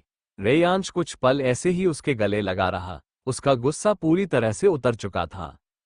खनक इमोशनल हो गई थी, उसकी आंखों में फिर से आंसू आ गए। जब रेयांश ने उसकी हल्की सिसकियां सुनी, वो तुरंत ही खनक से दूर हुआ और उसको देखने लगा। खनक अपनी नजरें नीचे किए हुए अभी भी सुबक रही थी। रेयांश ने उसके आंसुओं को साफ किया और बहुत प्यार से बोला, जान, क्यों मुझे इस तरह इग्नोर करती हो? तुम्हें अंदाजा भी है मुझे कितना बुरा लगता है, कितनी तकलीफ होती है मुझे? रेयांश की बात सुनकर खनक ने तुरंत ही अपनी दबदबाती आवाज में कहा, मैं आपको इग्नोर नहीं कर रही थी। मैं बस थोड़ी सी डिस्टर्ब थी, इसलिए मैंने आपको कॉल नहीं किया। मैं नहीं चाहती थी कि मैं फिर से आपसे उल्टी सीधी बातें करूं और आप फिर से गुस्सा हो जाए। और सच में मुझे पता नहीं चला कि आप मुझे कॉल रहे थे, वरना मैं आपके कॉल को इग्नोर कभी नहीं करती। मोनिका दीदी ने मुझे सामने से कॉल किया था, सिर्फ ये बोलने के लिए कि मैं बड़े पापा और बड़ी माँ को ना बताऊं कि उनके साथ क्या हुआ था। और वो तो मुझे आपकी नाराजगी मैं कैसे दूर करूं इसके लिए आइडियाज बता रही थी। मैं सच्ची में आपको इग्नोर नहीं कर रही थी। आपको मनाने के लिए मैंने आज आपकी पसंद का खाना भी बनवाया और सोचा था कि आज मैं आपकी पसंद का कुछ पहनूं, इसलिए मैं वही देख रही थी। इतने में आप आ गए। अब रेयांश को गिल्ट महसूस हो रहा था कि उसने अपनी मासूम सी बीवी पर बहुत गुस्सा किया। इस वक्त खनक मासूम बच्चे की तरह दिख रही थी। रेयांश को इस वक्त खनक पर बहुत ही प्यार आ रहा था। वो उसके होठों को देख रहा था जो अभी कुछ देर पहले उसके किस करने की वजह से सूज गए थे। उसमें से हल्का सा खून भी निकल आया था। रेयांश खनक के होठों पर हल्के से अपना अंगूठा फिराता है और बहुत ही प्यार से कहता है, अपने दिमाग में फालतू के ख्याल मत लाया करो जान, ऐसे ख्याल हम दोनों को ही तकलीफ देते हैं। तुम बस मेरे प्यार को महसूस करो और मुझे अपना प्यार दो, क्योंकि इस दुनिया में तुम ही हो जो मुझे झेल सकती हो, मेरे गुस्से को बर्दाश्त कर सकती हो, मुझे प्यार दे सकती हो, मुझे कंट्रोल कर सकती हो, मुझे अपने पीछे घुमा सकती हो, मुझे कमजोर कर सकती हो, मेरे दिल को धड़का सकती हो, मुझे दीवाना बना सकती हो, अपने पीछे पागल कर सकती हो। मैं सिर्फ तुम पर मर सकता हूँ जान, सिर्फ तुम पर और किसी पर नहीं। मेरे लिए तुम दुनिया की सबसे खूबसूरत लड़की हो जिसे मैं हर पल अपनी नजरों के सामने रखना चाहता हूँ। आई लव यू जान, आई लव यू सो मच। ये कहते हुए वो खनक का मासूम चेहरा अपने हाथों में भर लेता है और उसके होठों को अपने होठों से हल्का सा छू लेता है, और ऐसा होते ही खनक की आंखें अपने आप बंद हो जाती है। खनक को जब महसूस हुआ कि रेयांश उसके होठों को हल्का सा छूकर दूर हो गया तो उसने अपनी आंखें खोल दी। उसने रेयांश के अंदर खुद के लिए डिजायर्स देखे, उसे पाने लेने की तड़प देखी तो वो शर्मा गई। उसने अपनी नजरें नीचे की और शर्माते हुए धीमी आवाज में बोली, वो मैं आपकी पैकिंग कर देती हूँ। ये कहते हुए वो साइड से निकलने लगी कि तभी रेयांश ने उसकी बाजू को पकड़कर खींचा और अपने सीने से चिपका लिया। उसने खनक की आंखों में देखते हुए कहा, जान, मैंने तुम्हें 2 बार आई लव यू कहा, तुमने उसका एक बार भी रिप्लाई नहीं किया। This is not fair. मैं तुमसे हर बार अपने प्यार का इजहार करता हूं लेकिन तुम कभी नहीं करती। अब मुझे पता चला कि तुम मुझसे प्यार ही नहीं करती। खनक ये सुनकर हड़बड़ाते हुए बोली, नहीं नहीं, ऐसा नहीं है, आई लव यू टू। मैं भी आपसे बहुत प्यार करती हूँ, इसलिए तो आपको खोने से डरती हूँ और इसी चक्कर में मेरे मुंह से बकवास निकल जाती है। कहते हुए खनक काफी डर रही थी। उसे लगता है कहीं रेयांश फिर से नाराज ना हो जाए, लेकिन फिर वो जल्दी से अपने पंजों के बल ऊपर होती है और रेयांश के होठों पर अपने होठ रख देती है। खनक के नर्म मुलायम होठों को अपने होठों पर महसूस कर रेयांश अपना कंट्रोल खो देता है और वो खनक की कमर पर अपनी पकड़ कस देता है और खनक के होठों को अपने मुंह में भरकर स्मूच करने लगता है। कुछ वक्त बाद डिनर हो चुका था और खनक ने रेयांश का जरूरी सामना पैक कर दिया था। हालांकि कि रशिया में रेयांश का अपना विला और सब कुछ था, लेकिन उसका कुछ जरूरी पर्सनल सामान था जो उसे ले जाना था। वही रेयांश ने इस बार खनक का एक दुपट्टा भी अपने साथ ले लिया था। यह वो दुपट्टा था जब खनक को वह पहली बार अपने साथ घर लेकर आया था, तब उसने पहना था। उसने उस दुपट्टे को अपने पास रख लिया था। रात के करीब 10 बजे रेयांश और अतुल एयरपोर्ट के लिए निकल चुके थे। रेयांश ने जाते वक्त खनक को बहुत सारे इंस्ट्रक्शन दिए थे और उसके फोन को भी एक बार चेक कर लिया था ताकि आगे से खनक उसका एक भी कॉल मिस ना करे। उसने खनक को काफी देर तक बिठा के समझाया था कि वो अपने दिमाग में किसी भी टाइप की उल्टी सीधी बातें ना सोचे और वो जब चाहे तब रेयांश से कॉल पर बात कर सकती है। अगर उसका फोन स्विच ऑफ भी आए तो फिक्र ना करे, वो उसे सामने से कॉल करेगा। आज रेयांश के चेहरे पर पहली बार उदासी थी। कुछ देर में वो लोग एयरपोर्ट पर आ चुके थे। थोड़ी ही देर में उनका प्राइवेट जेट रेडी हो चुका था। अब वो लोग अपने प्राइवेट जेट में बैठ चुके थे और कुछ ही देर में जेट ने उड़ान भर ली थी। वहीं खनक बालकनी में बैठे हुए उदासी से कुछ सोच रही थी। रेयांश को गए 2 दिन बीत चुके थे और इन 2 दिनों में रेयांश ने खनक को कई बार कॉल करके बात की थी, क्योंकि वो नहीं चाहता था कि खनक को उसको लेकर कोई भी शक या गलतफहमी हो।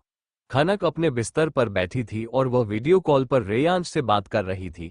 इंडिया में इस वक्त रात थी, वहीं रशिया में अलग अलग टाइम जोन था और रेयांश जहां था वहां इस वक्त दोपहर के 3 बज रहे थे।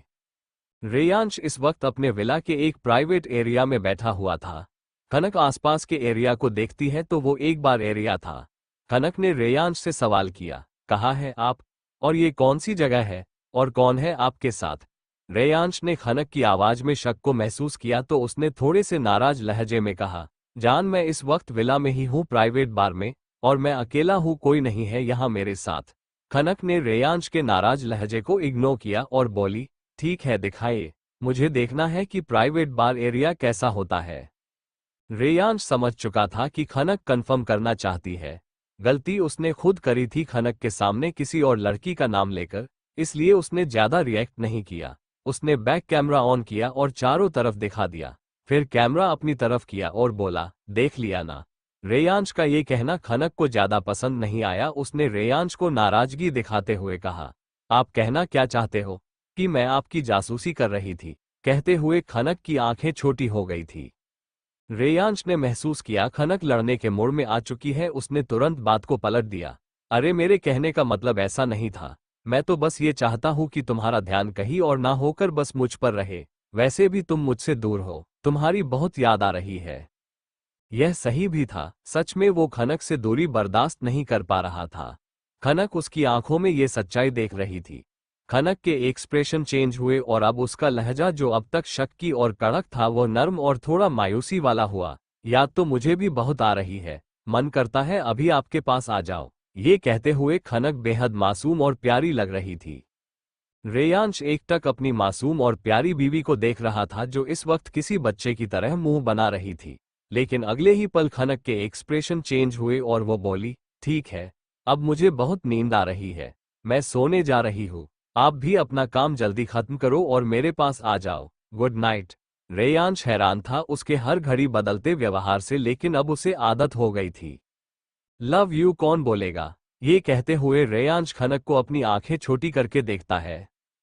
खनक अपने चेहरे पर जबरदस्ती की मुस्कान लाते हुए अपने दांत दिखा देती है और बोली, मैं बोलने ही वाली थी, आई लव यू हबी। रेयांश के चेहरे पर एक प्यारी सी मुस्कान आ गई। उसने खनक को ज्यादा ना छेड़ते हुए कहा, I love you to my dear wifey, good night, sweet dream, अपने सपनों में सिर्फ मुझे देखना। खनक रेयांश के कहने का मतलब समझ गई। वो शर्मा गई। उसने झट से कॉल कट कर दी। वही रेयांश खनक के रिएक्शन को देखकर कॉल कट होते ही जोर से हंस पड़ा। 2 घंटे बाद इंडिया, दिल्ली, सीज़ार क्लब, काल्पनिक नाम। दिल्ली का ये फेमस क्लब जिसमें चारों तरफ चकाचौंध करने वाली लाइट्स जगमगा रही थी। ये क्लब काफी आलीशान लग रहा था, जैसे कोई 5 स्टार होटल हो जिसे काफी सुंदर तरीके से सजाया हुआ था। यहाँ अक्सर हाई क्लास लोग अपने अपने पार्टनर्स और दोस्तों के साथ अच्छा टाइम बिताने आया करते थे। अंदर का नज़ारा और माहौल काफी रंगीन था। बड़े से डांस फ्लोर पर लाउड म्यूजिक पर लड़के लड़कियां डांस कर रहे थे। वही सीटिंग एरिया में कुछ दोस्तों के ग्रुप्स, कुछ कपल्स तो कहीं कुछ बिजनेस पार्टनर एक दूसरे के साथ बैठे हुए एंजॉय कर रहे थे। वही डांस फ्लोर पर एक लड़का जिसके चेहरे पर थोड़ी सी चोट के निशान थे, लेकिन फिर भी उसे इस बात से कोई फर्क नहीं पड़ रहा था क्योंकि वो चोट लगभग काफी हद तक ठीक हो चुकी थी। वो लड़का एक लड़की के साथ काफी क्लोज होकर डांस कर रहा था। तभी वो लड़की उस लड़के के गले में अपनी बाहें डालकर उसे अपने करीब खींचती है और बड़ी ही सिडेक्टिव वॉइस में बोली, if you want we can go to the private room to have some fun. ये सुनकर वो लड़का बहुत ही मदहोश आवाज में बोला, ऑफ कोर्स स्वीट हार्ट। ये सुनकर वो लड़की उस लड़के को अपने साथ एक प्राइवेट रूम में लेकर आ गई। वो लड़का इस वक्त थोड़ा नशे में था।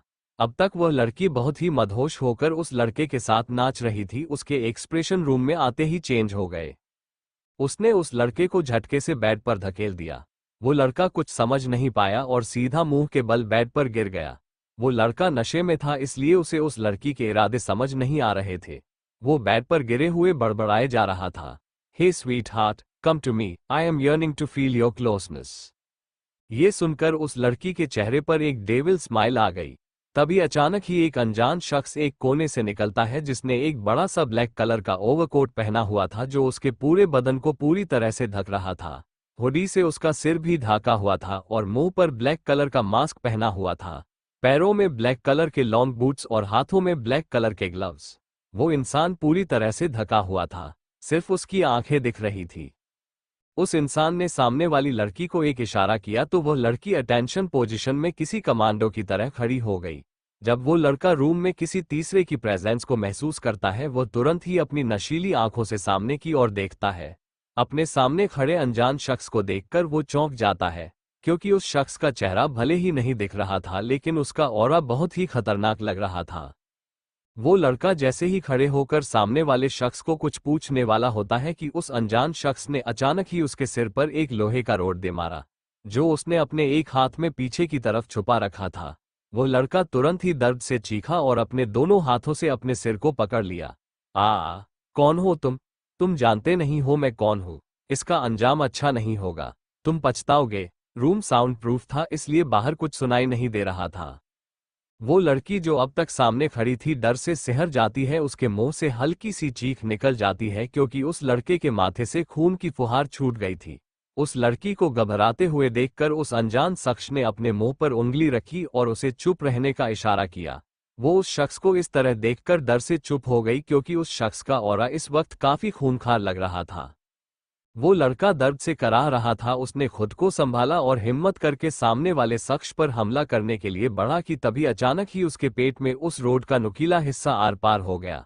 उस शख्स ने बिना किसी एक्सप्रेशन के बड़े ही आराम से उस रोड को उस लड़के के पेट के आर पार कर दिया। सामने खड़ी लड़की अपने मुंह पर दोनों हाथ रखे अपनी आवाज अपने ही गले में अटकाकर कांपते हुए खड़ी थी। वो लड़का बेजान होकर बिस्तर पर ढेर हो गया। उस अनजान शख्स ने उस लड़के के पेट से उस रोड को बाहर निकाला तो बेड पर जैसे खून की नदी बह गई। फिर उस शख्स ने लड़के को बेड पर सीधा लेटाया और ठीक उसके बगल में उस रोड को रख दिया जैसे उसने रोड को भी लेटाया हो। अब उसने एक ब्लैंकेट से पूरी बॉडी को कवर दिया। वह अपने कोट के जेब से पैसे की 4 से 5 गड्डी निकालकर उस लड़की के हाथ में थमा देता है और वहां से चुपचाप निकल जाता है। वह शख्स क्लब के पिछले हिस्से से बहुत ही चालाकी से गायब हो जाता है।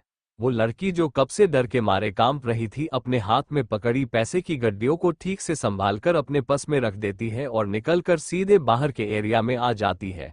वह बार के पास जाकर बार टेंडर को ड्रिंक ऑर्डर करती है और एक के बाद एक ग्लास उठाकर पीने लगती है।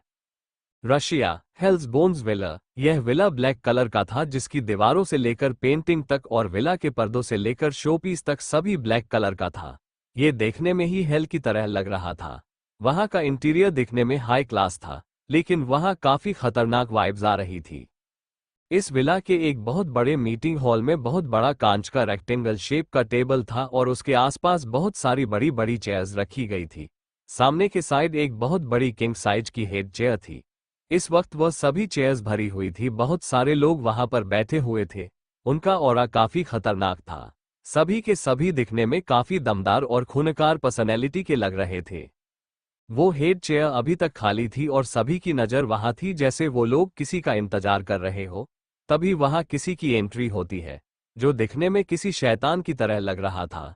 6 फुट से ज्यादा लंबी हाइट, परफेक्ट 8 पैक एब्स वाली बॉडी, जिसके कट्स काफी अट्रैक्टिव दिख रहे थे क्योंकि उसने ब्लैक कलर का शर्ट और पैंट पहने थे, ऊपर एक ब्लैक कलर का ओवरकोट।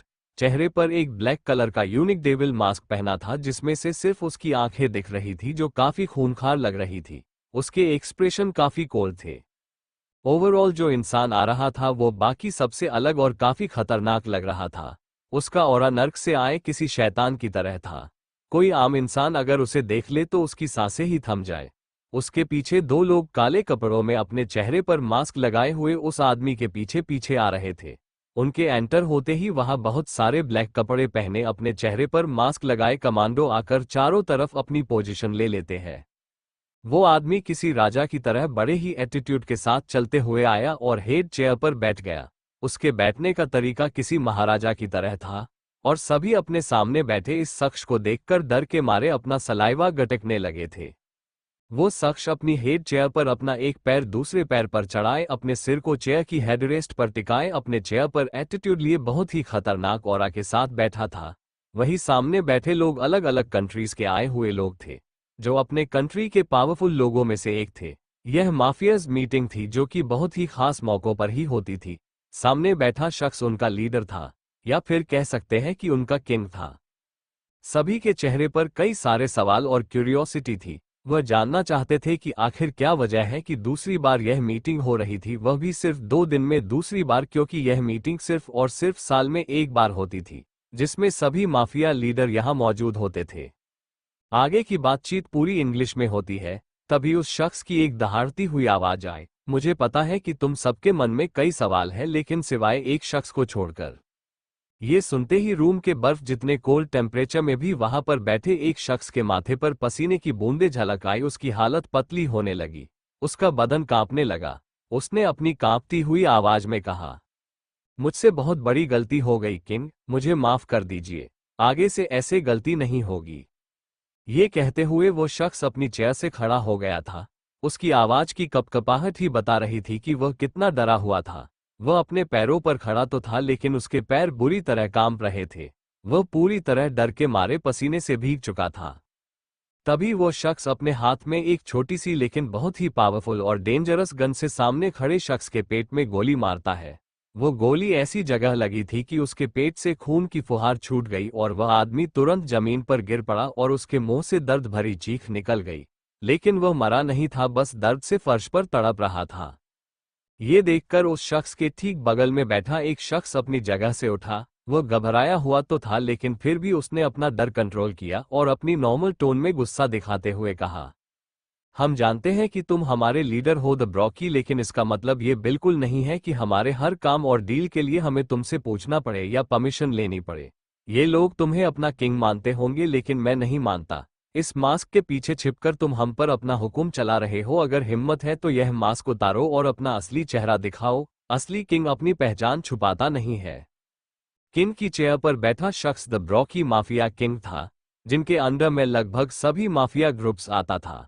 लेकिन उसके अपने कुछ नियम थे जिसे सबको फॉलो करना होता था, इसलिए कुछ माफिया ग्रुप्स उसके खिलाफ भी थे, लेकिन उसकी ताकत के आगे हर बार हार जाते थे। द ब्रॉकी के कुछ उसूल थे कि वह लोग दो टाइप के इनलीगल धंधों में अपना हाथ कभी नहीं डालते थे, ह्यूमन ट्रैफिकिंग और ड्रग्स, जिसकी वजह से कुछ छोटे मोटे ग्रुप्स को बहुत ज्यादा प्रॉब्लम थी। वो लोग कभी कभी किंग के खिलाफ साजिशें रचते रहते थे, लेकिन कभी कामयाब नहीं हो पाए। द ब्रॉकी ने जब ये सुना तो वह पागलों की तरह जोर जोर से हंसने लगा। पूरे हॉल में उसकी खतरनाक हंसी की आवाज गूंजने लगी। वो सामने वाला शख्स डर से कांप उठा। अब उसकी हालत खराब होने लगी। उसने बगावत तो कर दी थी, लेकिन उसे नहीं पता था वो जिसे उकसा रहा है वो कोई मामूली गली का गुंडा नहीं था। द ब्रोस्की ने अपनी हंसी कंट्रोल करते हुए कहा, इतने वक्त तक मेरे अंदर रहकर भी तू किंग को नहीं पहचान पाया। लानत है तुझ पर, तू माफिया क्या, तू तो गली का मामूली गुंडा भी बनने के लायक नहीं है। उसे भी पता होता है कि पानी में रहकर मगरमच्छ से बैर नहीं करते। तेरे अंदर जो मेरे लिए ये खौफ है वो मुझे किंग बनाता है। मैं अपने दिमाग और ताकत से किंग बना हूं, उसके लिए मुझे किसी पहचान की जरूरत नहीं है। किंग किसी पहचान का मोहताज नहीं होता, उसकी पहचान ही किंग होती है। I am the king and no one can beat मी।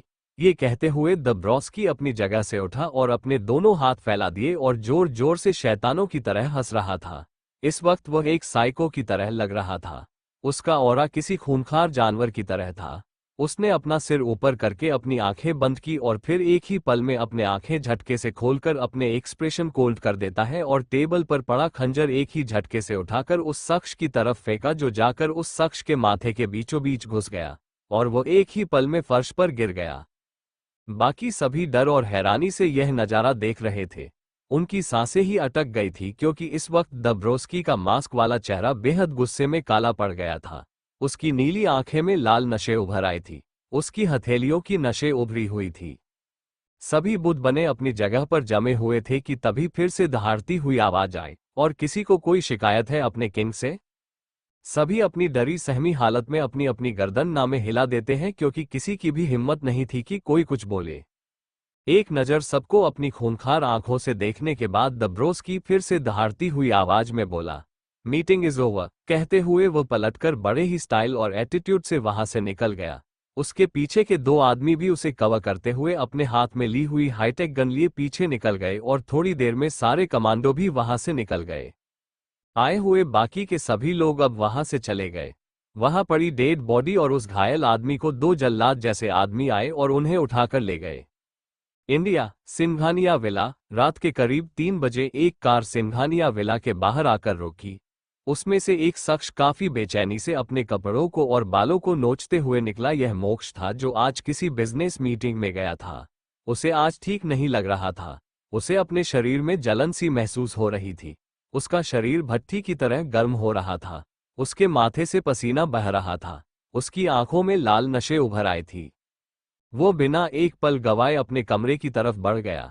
जब वो कमरे में आया तो रिया अपना ब्लैंकेट सर से लेकर पांव तक ओढ़कर सोई हुई थी। वो जल्दी से जाकर वॉशरूम में घुस गया और ठंडे पानी के शावर के नीचे खड़ा हो गया। ठंडा पानी उसकी थोड़ी बहुत बेचैनी को कम तो कर रहा था, लेकिन उसकी शरीर की गर्मी कम होने का नाम ही नहीं ले रही थी। करीब आधे घंटे तक वो शावर के नीचे खड़ा रहा। अब तक उसने अपने सारे कपड़े उतार दिए थे। वो बेचैनी से अपने सिर के बालों को नोच रहा था, लेकिन अचानक उसने शावर बंद करके अपने कमर पर एक टॉवल लपेटकर बाहर आया। एक नज़र बिस्तर पर डाली जहां रिया बहुत चैन से सो रही थी। उसके कदम ना चाहते हुए भी रिया की तरफ बढ़ गए। रिया के पास आकर उसने एक ही झटके में ब्लैकर निकालकर फेंक दिया। रिया ने नाइट ड्रेस शॉर्ट्स पहनी हुई थी, जो कि ऊपर का क्रॉप टॉप था जो एक स्ट्रिप वाला था और नीचे थाई तक का शॉर्ट्स था। वो इस वक्त उल्टी सोई हुई थी। उसके बाल उसके पूरे फेस पर बिखरे हुए थे, जिससे उसका पूरा फेस कवर हो रहा था। मोक्ष पहले ही बेचैन था। वो रिया को अपनी लस्ट भरी निगाहों से देखने लगा। बिना एक पल गवाए उसने रिया को सीधा किया और उसके ऊपर आ गया। उसने अपने सख्त होठ रिया के नर्म मुलायम होठों पर रख दिया और बहुत ही बेचैनी से किस करने लगा। उसका एक हाथ रिया की थाई को अपनी मुट्ठी में लेकर मसल रहा था और एक हाथ पूरी बॉडी पर चल रहा था। अचानक ही अपने ऊपर भारी वजन महसूस करके रिया की नींद खुल गई और उसने अपनी आंखें खोलकर देखा तो मोक्ष उसे पागलों की तरह किस कर रहा था और उसके बदन को सहला रहा था। आज का टच रिया को काफी अलग रहा था। बाकी के दिनों से आज मोक्ष कुछ ज्यादा ही वाइल्ड था। रिया बिना कोई ऑब्जेक्शन किए मोक्ष की किस में साथ देने लगती है। उसके हाथ मोक्ष के सिर पर थे और उसके बालों के साथ खेल रहे थे। करीब 20 मिनट की किस के बाद जब रिया को सांस लेने में दिक्कत होने लगती है तो वह मोक्ष के सीने पर हाथ रखकर उसे दूर करने की कोशिश करने लगती है। जब मोक्ष को महसूस होता है कि रिया उसे खुद से दूर करने की कोशिश कर रही है तो उसने रिया के होठों को छोड़ा और बहुत ही बेचैनी में अपनी हस्की वॉइस में कहा, I am yearning to have you, please quench my yearning जाना। रिया उसकी ऐसी आवाज और बोलने के लहजे से हैरान रह गई। इस वक्त मोक्ष तड़प रहा था, उसके अंदर की तड़प उसके बिहेवियर में साफ साफ दिखाई दे रही थी। रिया चिंता और परेशानी से मोक्ष के माथे पर अपनी हथेली रखकर चेक करते हुए बोली, मोक्ष आप ऐसे क्यों साउंड कर रहे हैं? What happened? आपको तो तेज फीवर लग रहा है। मोक्ष रिया के हाथ को अपने माथे से हटाकर बोला, जाना आई नीड यू प्लीज मेरा साथ दो, आई एम सॉरी। कहते हुए मोक्ष रिया के ऊपर से हल्का सा उठा और उसका टॉप फाड़ दिया और उसका लोअर शॉर्ट्स भी फाड़ कर फेंक दिया। इस वक्त रिया अपने अंडरगम नेट में थी। मोक्ष किसी भूखे शेर की तरह रिया पर झपट पड़ा। रिया उसकी बातें सुनकर अभी भी शॉक्ड में थी। मोक्ष बहुत ही वाइल्ड होकर रिया के गले और कॉलरबोन पर किस और बाइट कर रहा था, जिससे रिया की सिसकियां निकल रही थी। मोक्ष की ऐसी हालत को देखकर रिया को गड़बड़ लग रही थी। उसने बिना किसी विरोध के मोक्ष को वो करने दिया जो वो करना चाहता था। रिया भी तो मोक्ष से बहुत प्यार करती थी और वो अपने प्यार को बेचैन और तड़पता हुआ कैसे देख सकती थी। अचानक ही मोक्ष रिया के बदन पर ना के बराबर बचे कपड़े भी निकालकर फेंक देता है और अपना टॉवल भी निकालकर फेंक देता है। फिर वो रिया के ऊपर झुककर फिर से रिया के गले पर किस करने लगता है। तभी रिया के मुंह से एक चीख निकल जाती है, आउच, आह 91।